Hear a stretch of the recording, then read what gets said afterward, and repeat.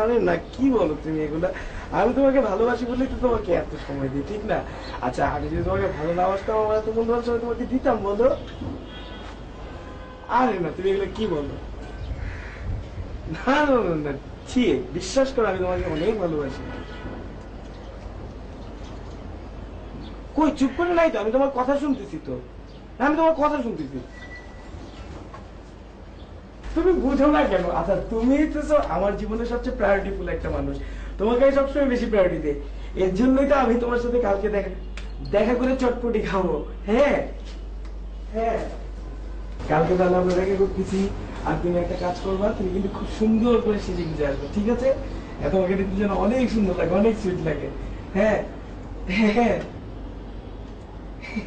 না তোমাকে তো এমনিও সুন্দর লাগে।